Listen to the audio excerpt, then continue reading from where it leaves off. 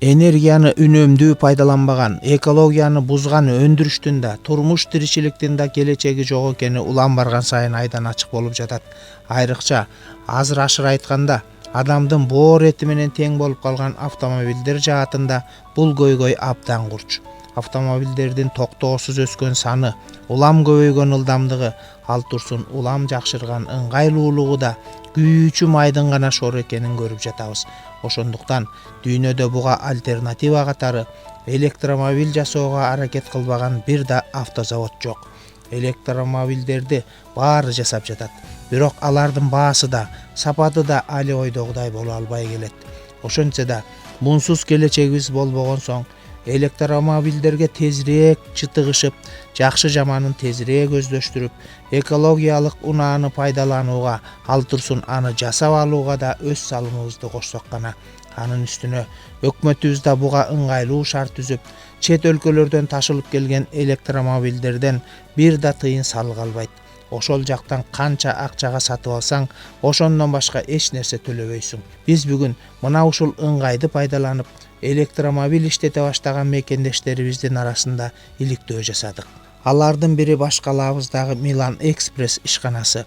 Кытайдан мына ушундай кичинекей электрокаралардан 20 чактын алып келип, калкты майда чүйдө нерселерди жеткирип берүү жаатында тейлей баштаган. Это китайские электромобили. Китайские, так сказать, да, первая их разработка, наверное, скорее всего, пробный материал, можно так сказать, потому что есть мысли по доработке, очень много, так сказать, да. Здесь, в Кыргызстане, в Бишкеке, очень мало возможностей пользоваться ею, то есть нету точек зарядки. Бул Кытайдын электромобилдери жаңыдан чыгара баштаган партиялары сыяктуу өнүктүрүүгө муктаж жактары көп экен. Бишкекте буларды колдонуу азырынча ыңгайсыз, ток толтуруучу пункттар жок. Эгерде үй тиричилигинде пайдаланабыз десе же үйдө кары-картаң адамдар болсо, мисалы мечитке барып келиш керек болсо, балдарды мектепке же бакчага ташыганга жана башка ушул сыяктуу майда чүйдө иштерге бул унаа өтө ыңгайлуу. Жайында, күзүндө абдан жакшы. Айрыкча жайыраак, шашпай бүтүрчү жумуштарга табылгыс нерсе. Муну эми алыс жакка айдоого болбойт, ага ылайыкталган эмес. Балдардын минишине сунуш кылбаса эле атайын айдоочулук укугу жоктор мындан алыс эле болгону жакшы. Лучше не баловаться, да. Лучше не баловаться, да. Машина с 4 аккумуляторами. То есть 2 под сиденьями и 2 сзади. Аккумуляторы литионные. В итоге 4 аккумулятора в общей сложности где-то на 48. Машинеде 4 аккумулятор бар. Экөө орундуктун алдында, экөө болсо арт жагында. 4 аккумулятор биригип 48 вольт ток берет. Ошон менен жүрөт бул. Электр тогун кандай зарып кылаарын эсептеген деле жокпуз. Айына 3000 сомдун тегерегинде акча төлөйбүз электр энергиясы үчүн. Бул бир машина эмес, 10 машина үчүн экенин эске алсак, анын үстүнө алар тынбай күнүгө иштеп, тынбай токко сайылып турарын эске алсак, бул анча деле көп акча эмес. Не знаю. Ну, в месяц мы, наверное, отдаем около 3000. Самов? Да, но это, видите, не одна машина. Сколько? У нас их 10. 10 машин, 3000 самов за электроэнергию платите? Да, в месяц. В месяц. С учетом того, что мы ездим каждый день по городу. Сзади есть место для 2 маленьких детей или же для 1 большого человека. Арт жагында дагы бир чоң киши же 2 кичинекей бала үчүн орун бар. Биз жоопкер фирма катары курьерлерибизге айтканбыз. Бирден ашык адам олтургузбагыла деп. Себеби жоопкерчилик чоң. Машиналар Кытайдыкы, өтө эле үлбүрөк деп айтсак да болот. Балдарды бала бакчадан ташуу сыяктуу иштерге да барбайбыз. Эгер кимдир бирөө бул машиналарды сатып алып, өз жоопкерчилиги менен ошентсе болор. Бирок биз ал ишти жасабайбыз. Вдруг кто-то купит эту машину для себя, под свой страх и риск он возит своих детей и своих пассажиров. Зарядки у нас хватает примерно, ну, допустим, если ночью они заряжаются, то наши курьеры целый день могут. Где-то 12 часов. Ток толтурууга түнү бою коебуз. Ал күндүзгү 12-13 сааттык ишке кеңири жетет. Ошондон кийин да анын тогу калат. Тогу такыр түгөнүп калса, бензин менен иштеген генератору бар. Ошону иштетип ток толтуруучу жерге чейин жетип алса болот. Бирок ушуну биз али пайдалана элекпиз. Андай учур боло элек. Неподходящий момент, то можно воспользоваться самим бензогенератором, да, так сказать. И сколько проездит можно? Ну, наши ребята целый день ездят. Считай, вот фирма... Бензиновым генератором? Без понятия даже, я даже не проверял. Если... Ну вот смотрите, фирма работает у нас с 9 утра до 10 ночи. Это 13 часов. Это в 9 утра они приходят, машину забирают, и до 10, до 11 они катаются. Приезжают, зарядка еще есть. Ставят на зарядку, и всю ночь она заряжается. А самая быстрая ездит? 30-40. 40, Да. да? 50-60 не берет? Нет, двигатель стоит слабый, меньше 1 киловатта. То есть, в принципе, если хотите доработать, поставить туда мощнее двигатель, он будет ехать больше. Но нам это не надо. Бул машиналар саатына 30-40 км ылдамдык менен гана жүрө алат. Кыймылдаткычы ошону гана камсыз кылат. Катуураак жүрүш үчүн кубаттуураак кыймылдаткыч койсо болот, бирок бизге анын кереги жок. Биз бир нерсе жеткирүүгө 1 сааттын ичинде деп кепилдик беребиз. Бул машиналар аны камсыз кыла алат. Эгер тыгындар болбосо, бул машиналар менен шаардын бир башынан экинчи башына 20 мүнөттө жетерин эсептегенбиз. Айдаганда кадимки эле автоматтык ылдамдык коробкасы бар машиналарды айдагандай эле айдалат. Сигнал, габариты, дальний свет, ближний свет, дворники, потом что еще идет? Кнопки для старта и заглушения, так сказать, бензогенератора. Вот. Ну и в принципе все. Бардык тизгин чылбырлары, жарыктары, терезе тазалагычтары ошондой эле. Жылытуу системасы терезелерин гана ача алат, ичин жылытпайт. Мунун ошол гана айырмасы бар. Для обдува лобового стекла. Все открывает стекло, да? Да. А внутри... Все остальное мерзнет. Так что, конечно же. Как Запорожец, Да. Получается, да? Да. Чоң машиналардын агымына кадимкидей эле аралашып кеткен. Ал турсун, автотыгындар учурунда бир топ артыкчылыктарга ээ болгон бул сары жөжөлөргө шаардыктардын көзү көнө баштады. Электромобилдерди электрокара деп атоонун эки жагы, эки мааниси бар. Биринчиси, булар чынында эле кара. Кадимки баарыбызга тааныш жүк түшүргүч электрокаралар сыяктуу. Кыймылдаткычы, башкача айтканда мотору жок. Электр тогун кыймылга айландырган чакан, чоңдугу чайнектей болгон, адатта эки дөңгөлөктүн ортосунда жайгашкан кичинекей механизм менен иштей берет. Экинчиси, булар деле автомобиль эмес жана эч убакта автомобиль боло албайт деген мааниде кемсинтип айтуу үчүн колдонулат. Илгери автомобилдердин ылдамдыгын которуу жалаң кол менен ишке ашырылат эле. Ылдамдыкты автоматтык которуу пайда болгондо да айдоочунун баары аны троллейбуска салыштырып, бул дегеле болбогон оокат деген пикирде болушкан. Ошого карабастан, азыр элдин 10-9 ылдамдыгы автоматтык түрдө которулган автомобилдерди айдап жүрөт. Демек, электрокара автомобилден жакшыраак болот экен деген күнгө да жетип калышыбыз ажеп эмес. Албетте, автомобилге көнгөн адам үчүн бул унаа чынында баланын оюнчугундай болуп көрүнүшү турган эле кеп. Бирок эчки болсун, теке болсун, сүтү болсо болду деген сыңары, ишиңе жараса, күйүүчү, майлоочу майга деген сыяктуу өтө чоң чыгымдардын эч бири болбосо, мындан өткөн жакшылык болобу? Ошентсе да, убакыттан баалуу нерсе жок азыр. Мындай жөжөлөрдүн ылдамдыгы канагаттандырбай кубаттуураак электромобилдерди ташып келе башташкан мекендештерибиз да бар. Алар сырткы көрүнүшү боюнча да, ыңгайлуулугу, жүк көтөрүмдүүлүгү боюнча да автомобилдерден дээрлик айырмаланбайт. Болгону кыймылдаткычынын кубаттуулугуна жараша ылдамдыктары чектелген. Машина Кытайдан чыккан.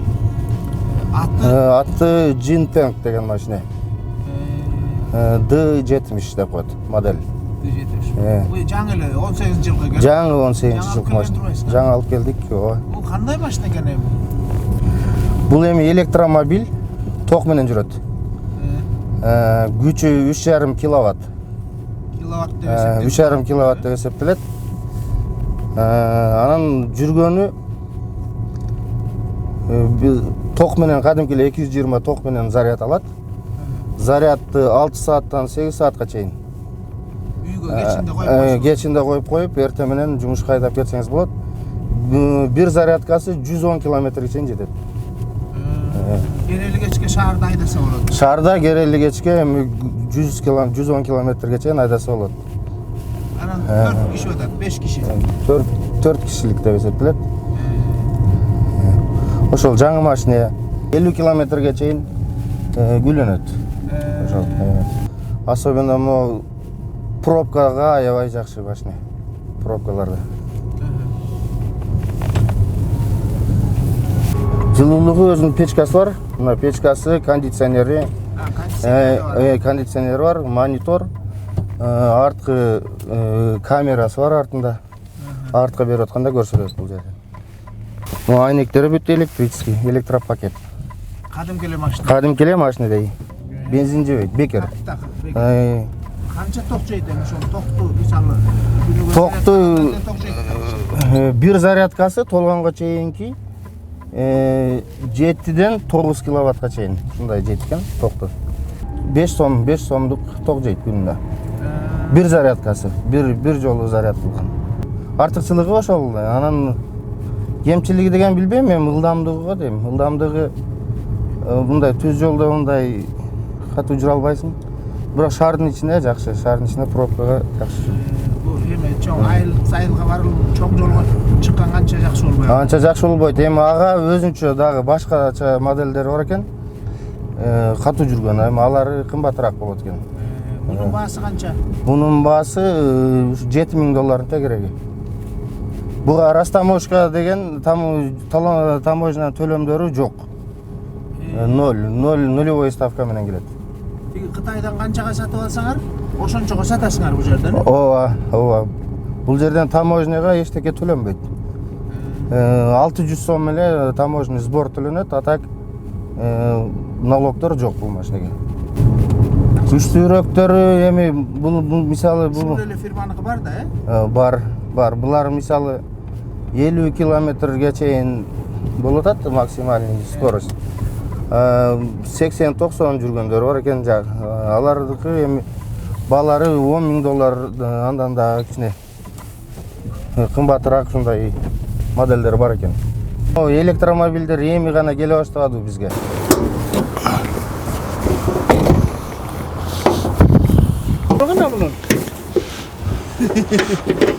Бунда ушундай мотор болбойт экен. Моторун уртап кеткен го. Эки аккумулятор бул жагында, анан сиденьянын түбүндө эки аккумулятор бар, 4төө. Салондо. Сиденьянын түбүндө экен. Ошондо 4 аккумулятор болот. Ошо заряд ошонун күчү менен жүрөт. А электродвигатель болот. А берки күчтүүрөөктөрүнүкү 4 эмес көбүрөөк аккумулятор. Ошон болушу мүмкүн. Бул жер бош жерине дагы баягындай двигатель, дизельный двигатель коюп, бул аккумуляторду заряд кылдыра турган койсо болот экен. Ошондойлор менен заряд кылдырып ала турган. Могу бош орунга, бош жерине. Жерге дайыр кыймылдаткыч баткыдай жер бар турбайбы? Ооба. Бош. Могу жерден токко сайылат зарядка. Кадимки эле 220. Кадимки эле 220. Тигил жака. Муну Токко сайып коет. Розеткага сайып коет. Мына. Кадимки эле 220.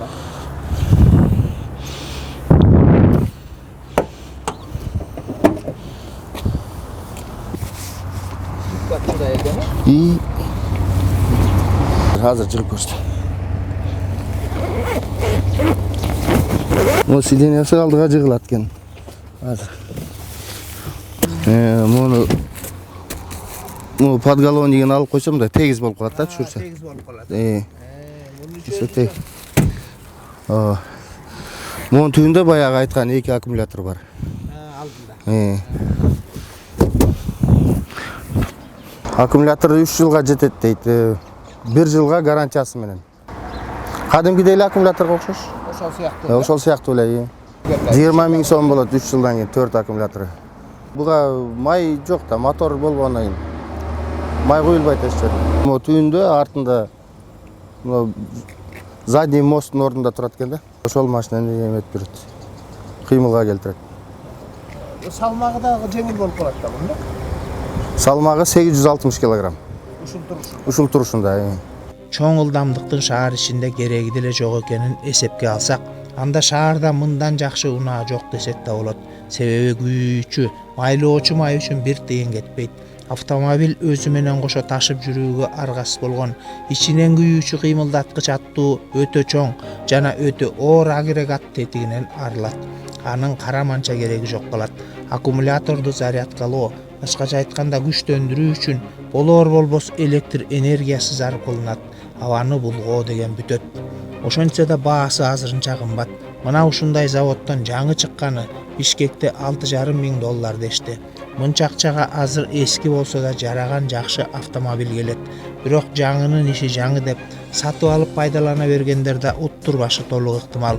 4-5 жылдык күйүүчү майдын акчасы эле ушул машинанын баасына жетип калып жатпайбы? Биздин өкмөттүн электромобилдерге болгон бажы салыгын жоюп салганы албетте эң жакшы иш. Күйүүчү майды пайдаланууну азайталы, экологиябызды тазарталы деген максат түшүнүктүү. Бирок бул максаттарга жетүүнүн жолу жалгыз эле электромобилдер эмес экенин да билишибиз керек деген ойдобуз. Автомобилдердин гибрид деген да түрү бар. Күйүүчү майды дээрлик 2 эсе аз ичип, айлана чөйрөнү да 2 эсе аз булгайт. Ошол эле учурда аларда электромобилдердеги кемчиликтин бири да жок. Кадимки автомобилдерден кем калышпаган ылдамдыгы да, күчү да, ыңгайлуулуктары да бар. Алардан алынчу бажы салыгын өкмөт толук жойбосо да, жарым-жартылай азайтып койсо, натыйжасы өтө жогору болот эле деген ойдобуз. Бул машинанын аты Toyota Prius, Ооба, Toyota Prius. Канча жыл болду муну айдаганыңызга? Муну айдаганымыз 6-жыл болуп кетип баратат. Мунун бир жакшы жери 4,5-дан 5 литрге чейин жейт экен. Ушундай, ошо абдан бул экономный машина экен да. Анын экинчи жакшы жери бул мындай ремонтту көп талап кылбайт экен. Бышык машина экен. Бир гана талап эле көп жүргөнгө жараша дөңгөлөк алмаштырат экенсиң. 2-3 жол дөңгөлөк алмаштырдым. Майын эле убагында алмаштырасың. Тиягы сынып калды, бузулуп калды, талаада калдым дегенде мындай жок экен го. Мында калтырган жок. Эмненин себебинен бул аябай үнөмдөйт экен майды? Бул мындай үнөмдөгөн себеби гибрид деп коюшат экен. Тең мындай мотордун дөңгөлөктүн айланысы менен аккумуляторлор толтурат экен, мындай эмесин көрсөтүп турат экен момунтип. Анан батарейкасы толгондо ток өчүп калат экен. Өчүп калганда анан өзүнүн ошо күйүүсү менен кете берет экен. Анда эмесе ток бүткөндөн эле кайта бензинге өтүп кетет экен. Өзү алмак алмаштырып турат экен. Анан жакшы жери светофорлор эмелердин алдында келип туруп калганда тиги машиналар баары бензин кете берет да. Мунуку бүт троллейбустай эле болуп эле бүт өчүп калат экен. Эчтеке свет, ток баары өчүп туруп калат экен. Жүргөндө эле кайта троллейбустай болуп жүрүп кетет экен. Ошонусу бар экен. Ошонусу менен бул мүмкүн. Бул өзүн-өзү зарядтап, өзүнө-өзү ток жасап жүрө берет. Ооба, ошо себептен бул 50%га бензини эме болот экен да, үнөм болот экен да.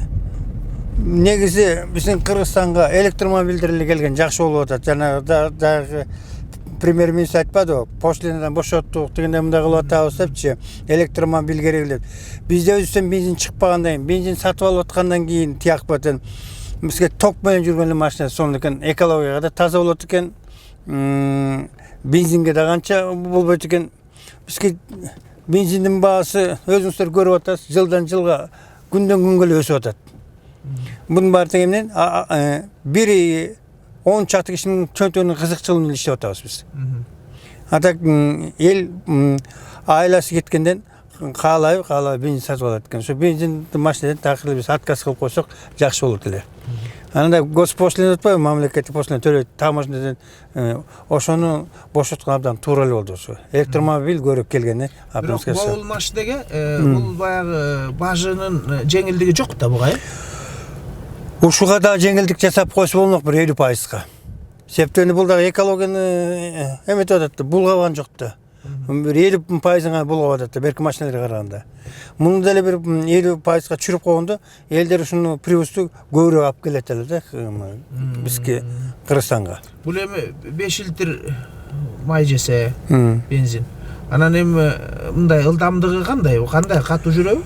Ылдамдыгы жетип мына көрүңүзбү, токтоп калдыкпы мына. 0-0 көрсө, бензин кеткен жок деп атат. Көрдүңүзбү? Такыр бензин кеткен жок, иштеген жок деп турат. Мына 0-0 көрсөтүп атат. Мына кичине бир чылдыралы, мына батарея менен жылып атат, көрдүңүзбү? Ток иштеген жок. Монусу болсо бензин берет, мына батарея менен жылып баратат. Ошондон гана экономдоп атат, мына. Ушундан көрүнсө болот да, мына светте. Монда мына карап. Биз мына азыр эме менен кетип баратабыз. Токтун күчү менен. Анан ылдамдыгын сурап атабыз, ылдамдыгы берки машиналар кем калбайт, катуу эле жүрөт. 150, 100, 200 менен жүрөбү. Жок, 200 менен жүргөн бул өтө коркунучтуу. 150 деле өтө коркунучтуу. 120, 130, 140ка чейин кармадык, бирок андан ашык кармаган эле жокмун өткөн жокмун. Сен толтура киши салып алсаңыз деле ошондой болот, Толтура киши салып алсаң дагы, аз киши салып алсаң дагы ошо бир калыпта эле кете берет. Бир эмеси жок да тигинде. Ошо мага привоз жакты. Мен 10 жылдын ичинде бир 15 машина алмаштырдым. Көрдүм бүт баарынан жакканы ошо привоз болду. Привоздан өтөр машина жок экен. Көрсөтүп турат, бензин канча кетип атат. Мынакей 754 километрге жүзүнө 5 литр бензин ич деп көрсөтүп атат. Короодо от алдырып койсуң да машинаны жылытканга. Бензин сасыбайт, жыттанып кетпейт, майланып кетпейт да короонун ичинде. Биз жөнөкөй машина жылытабыз го койгондо, дүр дегенде эле оттун эметип кетет, бүт бартың түтүндөп бар бензиндин жыты болуп кетет. А бул бензин жыты жок да такыр. Бул токтоп турганда аккумулятордон иштейби же? Токтоп турганда эртең менен от алдырып коем, от алдырганда чыкканда эле эме менен үйдүн короосунан аккумулятордун күчү менен чыгып кетет сыртка. Бүттү, эме кылбайт. От алып сасык жыт чыгарбайт.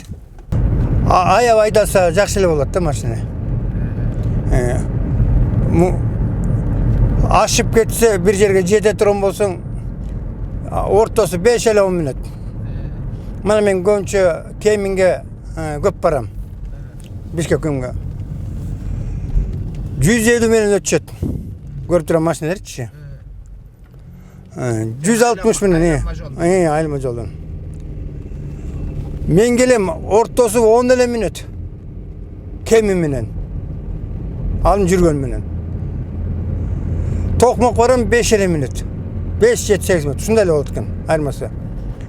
Анан коопсуздук үчүн шашпай эле бир 100 менен барса деле, 120 менен барса деле жетишет да. Ар бир 10 000 километр сайын майды алмаштырыш керек экен. 10 000 километрди бат эле жүрүп коет көрсөң ары бери. Гөлгө 2 барып 3 барып келгенде эле 10 000 болуп калат экен. Шаарым жүргөндө.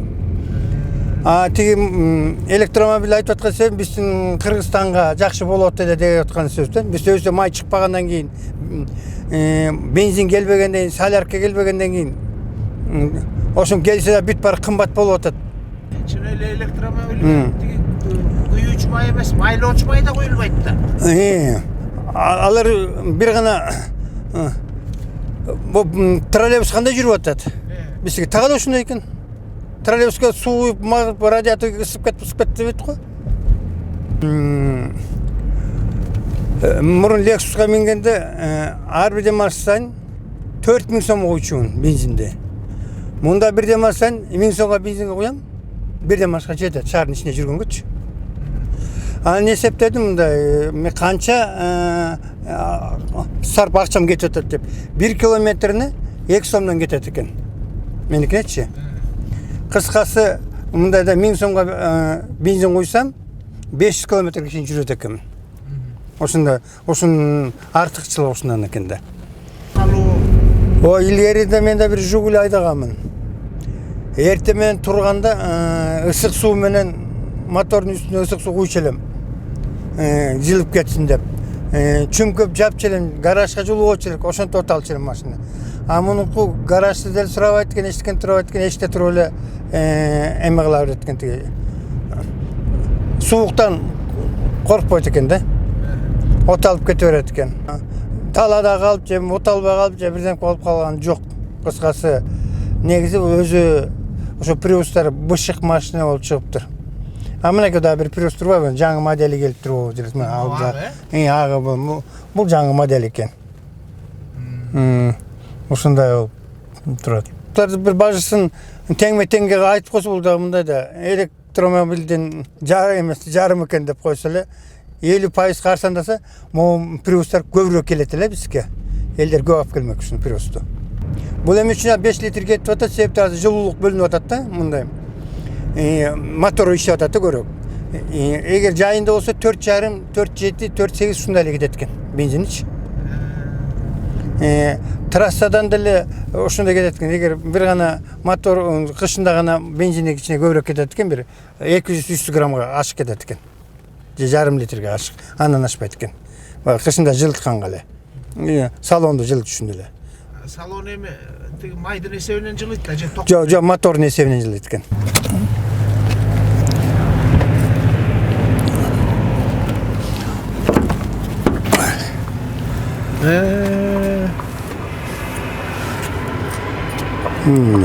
Төрт беш киши ичине эме жүксүгү менен толтура менен ташып жүрмөш. Эч кыйналбайт, кысталбайт, жөн кете берет. Бийиктиги айыл жерине. Айыл жерине бир гана жарабайт. Ушуну ачык эле айтайын. Өтө жаппаса экен. Майда чыйда арыктардан өтө албай, ошонусу кыйналат экен болгон, жетишпегени. Тийип калат экен. Бийигирээк болуш керек, бул өтө жаппаса экен, ушунусу бар экен. Биягда мотор турат, биягда электро пакети турат, ушу. Мана жүрөт турган ушундай. Болгон ушул. Болгон эле ушул. Аккумулятор барбы?